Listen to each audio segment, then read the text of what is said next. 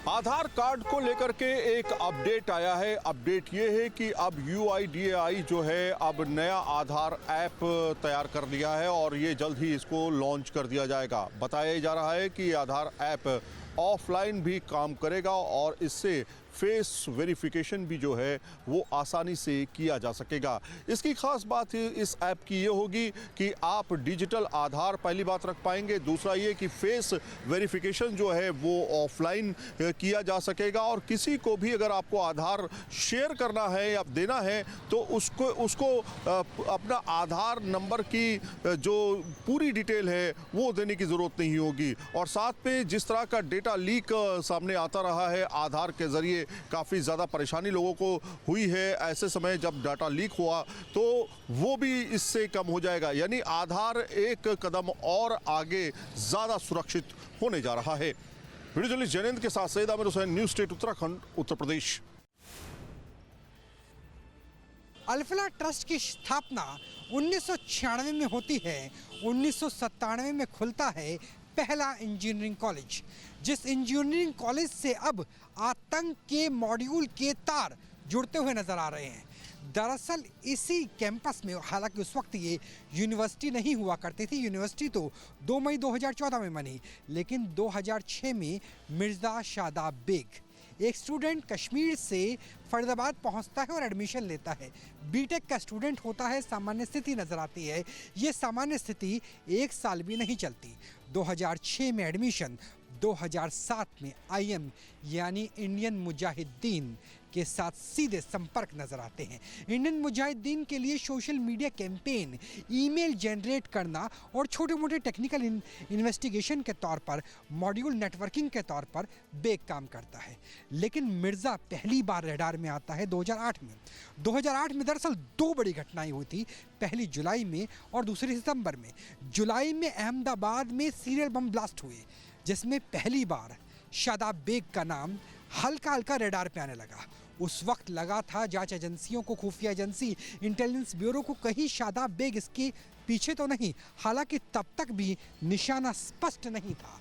लेकिन उसके 2 महीने के अंदर ही सितंबर 2008 में दिल्ली में सीरियल बम ब्लास्ट हुए, जिसमें शादाब बेग का नाम क्लियर कट आने लगा और मिर्ज़ा बेग ही माने गया कि एक तरीके से वो इंफॉर्मेशन प्रोवाइडर के तौर पे काम करता है। यूनिवर्सिटी बनने से पहले ही, ट्रस्ट बनने के बाद, इंजीनियरिंग कॉलेज खुलने के बाद शादाब बेग जो बीटेक का स्टूडेंट और उसके बाद इंजीनियरिंग इस लिहाज से करता है कि इंफॉर्मेशन वॉरफेयर से लेकर, सोशल मीडिया से लेकर, इनक्रिप्टेड मैसेज से लेकर बॉम्ब बनाने, ID बनाने की सारी तकनीक वो अपने पास रख के बैठा हुआ था। तो ये इतिहास है आतंक का और आतंक की जड़ें यानी आतंक का एपिसेंटर अल्फला यूनिवर्सिटी का। नूह से दिल्ली लाल किले की दूरी लगभग 45 किलोमीटर और नूह से अल्फला यूनिवर्सिटी की दूरी लगभग 40 किलोमीटर, यानी नूह उस ट्रायंगल में आता है जहां पर दिल्ली में ब्लास्ट हुआ। अल्फला यूनिवर्सिटी यानी डॉक्टर मॉड्यूल का एपिसेंटर और उसके हॉटस्पॉट के तौर पर नूह से भी लिंकेज जुड़े हुए नजर आ रहे हैं। यही वजह है कि नूह पुलिस ने अब अपनी तलाशी और जांच अभियान की शुरुआत कर दी है, वेरिफिकेशन ड्राइव की शुरुआत कर दी है और न्यूज़ नेशन पे एक्सक्लूसिव आप उस वेरिफिकेशन ड्राइव को देख पा रहे हैं। इस वक्त हम एक मदरसे के अंदर है। देखिए, मदरसा का जो गेट है वो बंद कर दिया गया है, दोनों ही गेट पर ताला लगा दिया गया है, यानी अब बाहर से किसी को अंदर आने की इजाज़त नहीं है। लगभग 60 से 70 जो बच्चे हैं वो इस मदरसे में पढ़ते हैं, जिनकी जो फीस है सिर्फ 500 रुपये ली जाती है। ऐसे में सवाल तो ये उठता है कि 500 रुपये फीस ली जाती है तो पूरे साल का खर्चा किस तरीके से चलता है। अंदर अगर बात करें तो यहाँ पर जो जांच अधिकारी है, नूह पुलिस के वरिष्ठ अधिकारी मौजूद है, सिविल ड्रेस में CIA यानी क्राइम इन्वेस्टिगेशन एजेंसी, उसके अलावा जो CID है उसके अधिकारी भी मौजूद हैं और उनसे आप देखिए किस तरीके से जो लगातार जो डॉक्यूमेंट्स हैं वो देखे जा रहे हैं और डॉक्यूमेंट्स देख करके ये पता किया जा रहा है कि जो डॉक्यूमेंट्स हैं उसके अंदर क्या क्या लिखा हुआ है, जो बच्चे पढ़ते हैं उनकी चीज़ें क्या क्या हैं। हालांकि इसकी जो ज़बान है ये उर्दू ज़बान में है और इसे पढ़ना समझना बेहद मुश्किल है और यहाँ पर काफ़ी हद तक जो ज़कात है उसके ज़रिए ही पूरा मदरसा चलता है। दिल्ली में हुए धमाकों के बाद से ही देश भर में सुरक्षा एजेंसियां अलग अलग राज्यों में जांच कर रही हैं और उसके साथ ही साथ जम्मू कश्मीर पुलिस पिछले कई दिनों से अलग अलग जगह पर यहां पर रेड्स कर रही हैं। और आज जम्मू में यहां पर जो कश्मीर टाइम का ऑफिस है वहां पर स्पेशल इन्वेस्टिगेशन की एक बड़ी रेड जो है वो यहां पर हुई है। और इस समय भी जम्मू कश्मीर पुलिस के जो स्पेशल इन्वेस्टिगेशन की टीम है वो अंदर यहाँ पर कश्मीर टाइम के ऑफिस में यहाँ पर मौजूद हैं और लगातार वहां से अलग अलग चीजें जो है वो बरामद हो रही है। जो जानकारी है उसके मुताबिक जो कश्मीर टाइम का ऑफिस है उसके खिलाफ यहाँ पर स्पेशल इन्वेस्टिगेशन टीम ने एक एफआईआर की है और इस एफआईआर में साफ तौर पर कश्मीर टाइम्स में जो कंटेंट छपता है उसमें ये जो कंटेंट है बताया जा रहा है कि देश विरोधी कंटेंट लगातार कश्मीर टाइम जो है वो छाप रहा था, जिसके बाद ये एफआईआर कश्मीर टाइम के खिलाफ यहाँ पर हुई है। और फिलहाल यहाँ पर रेड जो है वो की जा रही है और कई इलेक्ट्रॉनिक गैजेट्स और कई यहाँ पर अलग अलग चीजें जो है वो यहाँ पर बरामद जो है वो की गई हैं।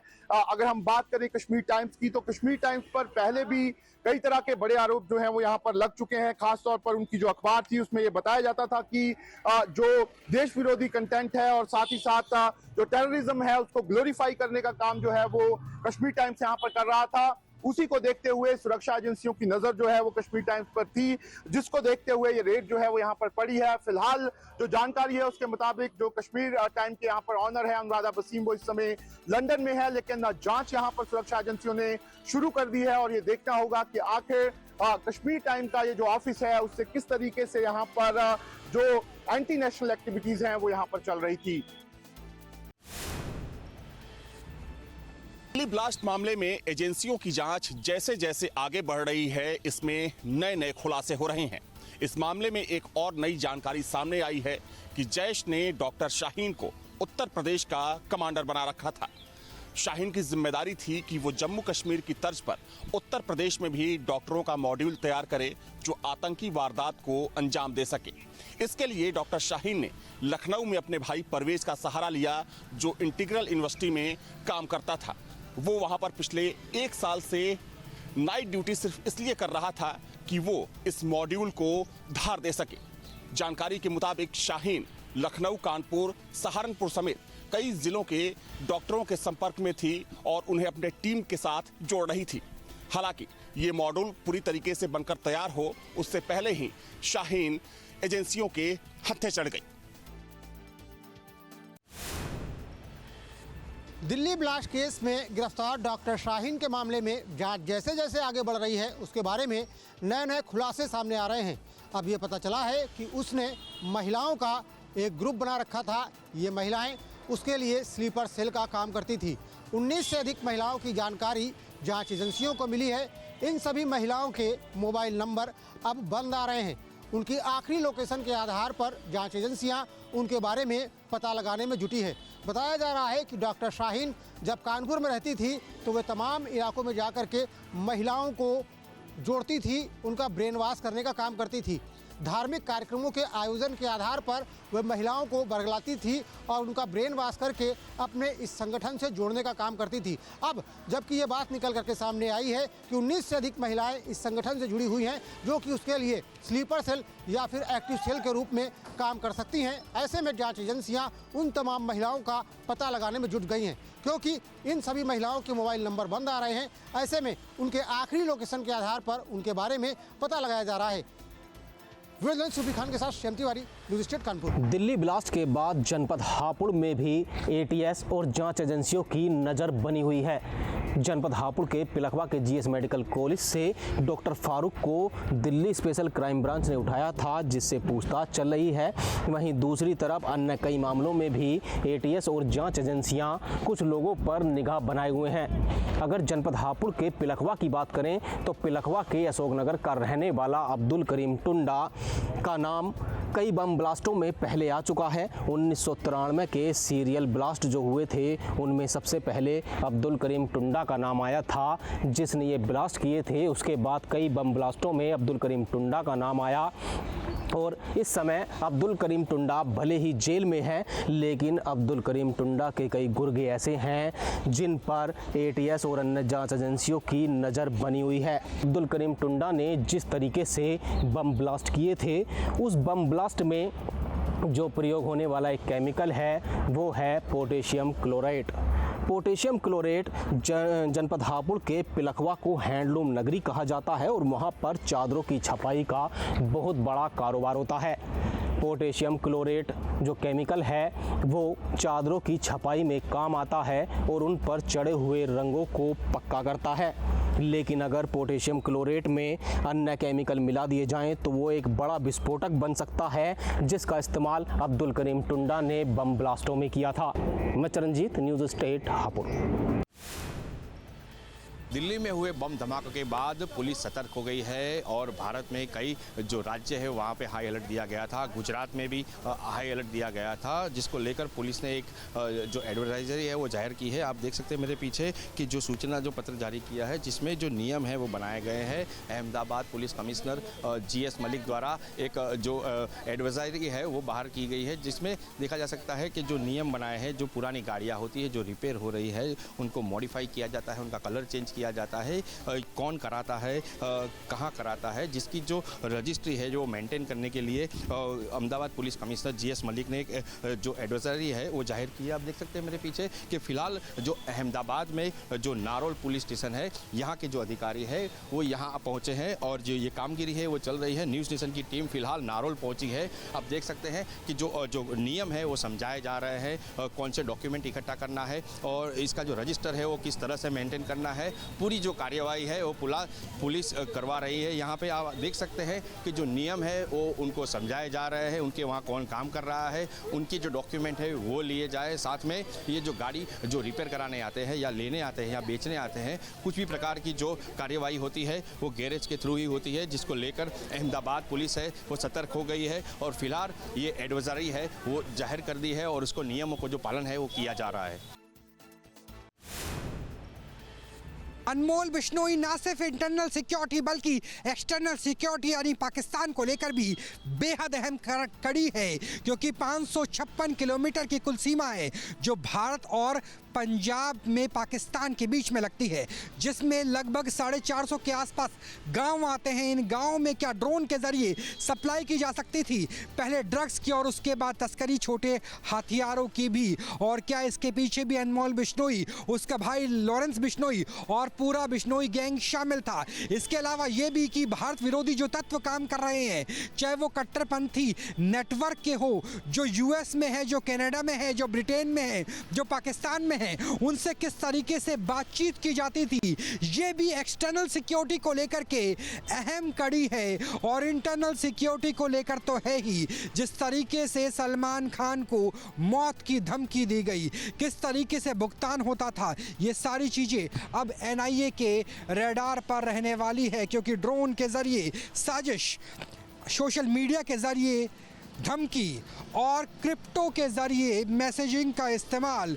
और इसके अलावा ख़ास बात यह भी है कि वो वीडियो कॉल, टेलीग्राम और हवाला के ज़रिए भी अपने नेटवर्क को चलाता था।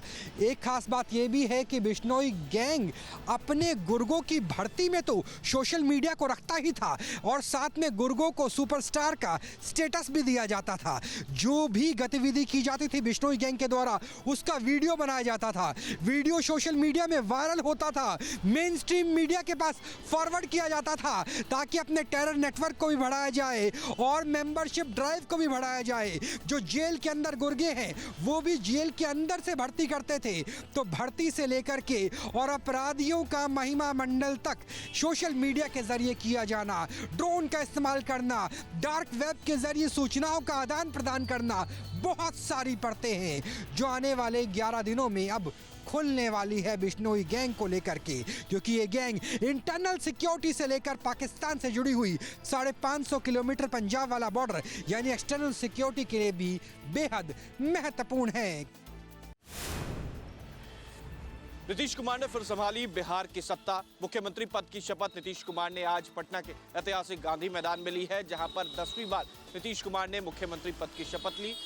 मैं नीतीश कुमार सत्य निष्ठा से प्रतिज्ञा करता हूं कि मैं विधि द्वारा स्थापित भारत के संविधान के प्रति सच्ची श्रद्धा और निष्ठा रखूंगा। मैं भारत की प्रभुता, और अखंडता अक्षुण्ण रखूंगा। मैं बिहार राज्य के मुख्यमंत्री के रूप में मैं अपने कर्तव्यों का श्रद्धापूर्वक और शुद्ध अंतःकरण से निर्वहन करूंगा तथा मैं भय या पक्षपात, अनुराग या द्वेष के बिना सभी सरकार के लोगों के प्रति संविधान और विधि के अनुसार न्याय करूंगा। इस पूरे कार्यक्रम के दौरान देश के प्रधानमंत्री नरेंद्र मोदी, बिहार देश के गृह मंत्री अमित शाह समेत जेपी नड्डा और तमाम दिग्गज नेता जो थे वो मौजूद रहे। कुल 26 मंत्रियों ने शपथ ली, जहां पर बीजेपी कोटे से 2 उप मुख्यमंत्री, हिंदुस्तानी अवाम मोर्चा से 1 मंत्री, आरएलएम से 1 मंत्री, चिराग पासवान की पार्टी से 2 मंत्री और जेडीयू कोटे से 8 विधायकों ने आज मंत्री पद की शपथ ली। पटना के ऐतिहासिक गांधी मैदान में ये तमाम शपथ ग्रहण समारोह हुआ, जहां पर नीतीश कुमार ने आज फिर 10वीं बार मुख्यमंत्री पद की शपथ ली। वीडियो जर्नलिस्ट सत्येंद्र कुमार के साथ उत्कर्ष, न्यूज स्टेट यूपी। चारधाम यात्रा में हर साल यात्रियों की संख्या का रिकॉर्ड टूट रहा है और इस बार आपदा आने के बावजूद बड़ी संख्या में यात्रियों ने यहां पर चारधाम की यात्रा की और दूसरी तरफ जो लाखों टन कूड़ा यहां पर इकट्ठा हो जाता है उसके ट्रीटमेंट का, उसके निस्तारण का कोई उपाय नहीं सूझ रहा है। इस बार भी लाखों टन कूड़ा चारों धामों में छूट गया है, जिसके निस्तारण के लिए कवायद की जा रही हैं। क्या अब कार्य योजना होगी, यही देखने वाली बात होगी। लेकिन पीसीबी यानी पोल्यूशन कंट्रोल बोर्ड ने कई विभागों को नोटिस भेजकर केदारनाथ में मिले अपशिष्ट का यानी उनका जो कचरा वहां पर मलबा रह गया है उसका निस्तारण नहीं होने पर कई विभागों को उन्होंने नोटिस जारी किए हैं। इसमें वन विभाग भी है और जिला प्रशासन भी है, निकाय भी हैं। सभी को पीसीबी ने नोटिस जारी करके पूछा है कि आपके पास इसकी क्या कार्य योजना है और क्यों अब तक आपने इसका निस्तारण नहीं किया। अपने सहयोगी कैमरामैन सोनी कुमार के साथ न्यूज स्टेट के लिए देहरादून से अजीत सिंह राठी। सर्दी लगातार बढ़ रही है, ऐसे में लोग सर्दी से बचने के लिए तमाम उपाय भी कर रहे हैं। सर्दी से बचने के उपाय जानलेवा भी साबित हो सकते हैं। कानपुर में ऐसी ही दर्दनाक घटना सामने आई, जहां पर सर्दी से बचने के लिए 4 मजदूरों ने अपने कमरे में अलाव जला लिया और कमरा बंद करके वो सो गए, जिसके चलते कमरे में ऑक्सीजन की कमी हुई और उनकी मौत हो गई। सुबह चारों के शव बरामद हुए। फैक्ट्री के लोगों को जब मामले की जानकारी हुई, उन्होंने इसकी सूचना पुलिस को दी। पुलिस मौके पर पहुंची और फॉरेंसिक जांच के बाद चारों के शवों को पोस्टमार्टम के लिए भेज दिया। पुलिस के अधिकारियों का कहना है कि दम घुटने की वजह से उनकी मौत हुई है। कमरे में अलाव जलने की वजह से ऑक्सीजन की कमी हो गई थी। वहीं घटना की जानकारी मृतकों के परिजनों को भी दे दी गई है। सभी मृतक देवरिया के रहने वाले हैं। इसी तरह की घटना अलीगढ़ में भी सामने आई थी, जहां कक्षा 6 की छात्रा की मौत गीजर से दम घुटने की वजह से हो गई थी। ये दोनों घटनाएं ये बताने के लिए काफ़ी हैं कि सर्दी से बचने के उपाय जरूर करें, लेकिन उसके लिए सावधानियां भी बरतें। वीडियो सुबी खान के साथ श्याम तिवारी, न्यूज स्टेट कानपुर। शादी, शराब और हाईवे पर हुड़दंग। आपको बता दें, बागपत कोतवाली क्षेत्र का मामला है, जहां एक शादी समारोह के दौरान दिल्ली यमुनोत्री हाईवे पर गाड़ी को साइड में खड़ी करने के बाद कुछ युवक हाईवे पर नाचते, डांस करते और स्टंट करते हुए साफ तौर पर देखे गए हैं, जहां उनकी वीडियो वायरल हुई है। यानी साफ तौर पर बागपत कोतवाली क्षेत्र के दिल्ली यमुनोत्री हाईवे पर हाईवे और यातायात नियमों को ताक पर कुछ युवकों द्वारा रखा गया है, जिसमें साफ तौर पर वीडियो वायरल होने पर पुलिस कार्रवाई की बात कर रही है। लेकिन जिस तरीके से हाईवे पर जो ये हुड़दंग का साफ तौर पर वीडियो बनी है, यानी डीजे आगे था, बारात आगे थी और पीछे कुछ युवक जो उछल कूद और हाईवे पर कलावती करते हुए यानी जो स्टंट करते हुए साफ तौर पर देखे जा रहे हैं। अब पुलिस कहीं ना कहीं, पुलिस का कोई खौफ नहीं और पुलिस का कहना है कि जो युवक हैं उनकी जो वीडियो के आधार पर कार्रवाई की जाएगी। लेकिन जिस तरीके से वीडियो वायरल हो रहा है, क्षेत्र में चर्चा का विषय बना हुआ है। यानी साफ तौर पर जो स्थानीय लोग हैं उनका कहना था कि 10 से 15 मिनट तक खूब हाईवे पर हुड़दंग किया गया है और युवकों ने शराब पी हुई थी। अब फिलहाल पुलिस तमाम बिंदुओं पर जांच कर रही है और जो दोषी हैं उनके खिलाफ भी कार्रवाई की बात कर रही है। कैमरा सिंह के साथ मैं देवेंद्र चौहान, न्यूज स्टेट बागपत, उत्तर प्रदेश। आगरा नगर निगम गृह कर बकायेदारों के खिलाफ एक बड़ा अभियान शुरू करने जा रहा है। नगर निगम के अधिकारियों की अगर बात करें तो उनका यह कहना है कि 50,000 से ऊपर के जितने भी बकायेदार हैं उनके खिलाफ अब नगर निगम एक कड़ी कार्रवाई करने जा रहा है। फिलहाल करीब 500 से ज़्यादा बकायेदारों को डिमांड नोटिस जारी किए गए हैं। इसके अलावा अगर 100 से ज़्यादा कारोबारियों की बात की जाए तो उन पर भी कुर्की वारंट जारी किए गए हैं और उनको नोटिस दिया गया है कि जल्द से जल्द वो अपना गृह कर बकाया जमा कर दें, अन्यथा उनके खिलाफ कार्रवाई की जाएगी। और एक बड़ी लिस्ट यहाँ नगर निगम में अब तैयार की जा रही है उन लोगों की जिन पर गृह कर काफ़ी समय से लगातार बकाया नगर निगम का चला आ रहा है और कई बार बताने के बाद भी, सूचना देने के बाद भी वो अपना गृह कर जमा नहीं करा रहे हैं। तो ऐसे लोगों के खिलाफ अब नगर निगम एक सख्त कार्रवाई करने जा रहा है, जिसके लिए नगर निगम ने एक टीम भी बना दी है जो लगातार इस अभियान पर नज़र रखेगी और कार्रवाई करेगी। वीडियो जर्नलिस्ट विकास के साथ आगरा से विनीत दुबे, न्यूज स्टेट उत्तर प्रदेश। 25 नवंबर को राम मंदिर के शिखर पर ध्वजा फहराई जाएगी। इसके लिए प्रधानमंत्री नरेंद्र मोदी और आरएसएस प्रमुख मोहन भागवत अयोध्या में होंगे। 24 और 26 नवंबर को वीआईपी दर्शन नहीं हो सके, वीआईपी पास भी नहीं मिलेगा और 25 तारीख को आम श्रद्धालु भी दर्शन नहीं कर सकेंगे। इसके लिए 26 तारीख को दोबारा जब रामलला का पट खुलेगा तब आम श्रद्धालु दर्शन कर सके और 26 नवंबर को जिला प्रशासन के लिए चुनौती होगी जब भारी संख्या में श्रद्धालु अयोध्या पहुंचेंगे। तो कुल मिला के 24 और 26 को वीआईपी दर्शन नहीं होंगे और 25 नवंबर को आम श्रद्धालु दर्शन नहीं कर सकेंगे। कुल मिला के राम मंदिर ट्रस्ट ये व्यवस्था कर रहा है कि आम श्रद्धालु 26 नवंबर को दर्शन कर सके और 25 नवंबर को आम श्रद्धालु के लिए रामलला का दरबार बंद रहेगा, क्योंकि ये रामलला का दरबार और राम मंदिर के शिखर पर ध्वज पताका फहराने के लिए पीएम मोदी और आरएसएस प्रमुख मोहन भागवत अयोध्या में। कुल मिला के दर्शन पूजन जो वीआईपी का है 24-26 बंद रहेगा और 25 आम नागरिक बंद रहेंगे। कुल मिला के दर्शन पूजन की जो तिथि है वो निर्धारित कर दी गई है। करीब 200 साल पुराने इस कारोबार को जीआई टैग मिलने के बाद एक सम्मान मिला है और अब विश्व स्तर पर इसकी पहचान जो है वो दिलाई जाएगी। इसके साथ ही साथ मैं आपको बता दूं कि लोगों में भी काफ़ी उत्साह है। इस वक्त मैं मौजूद हूँ मेरठ की नादिर अली एंड कंपनी में, जहां पर बिगुल तैयार किया जाता है और तमाम तरह के जो बैंड बाजे हैं उनको तैयार किया जाता है। ये वही कारखाना है, आप देख सकते हैं मेरे पीछे की तरफ, दाई तरफ और बाएं तरफ, दोनों तरफ यहाँ काम चल रहा है।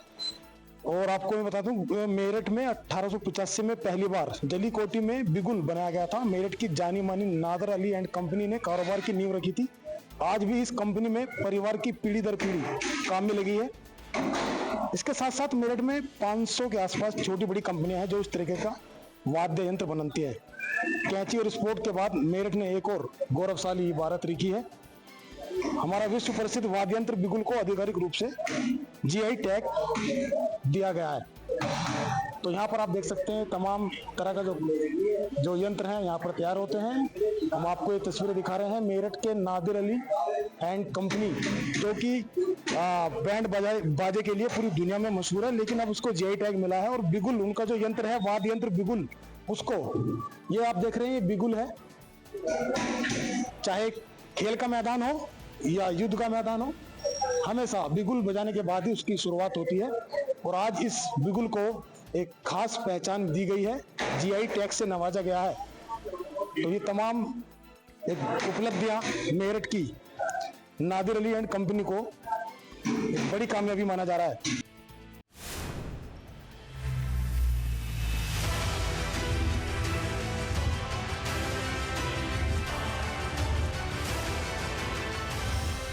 जहाँ भक्ति है हर शब्द में, कथाओं में छुपे हैं दिव्य रहस्य और ज्योतिष देता है जीवन को दिशा। धर्म से जुड़ी हर बातों को जानने के लिए हमारे चैनल स्तुति को सब्सक्राइब करें।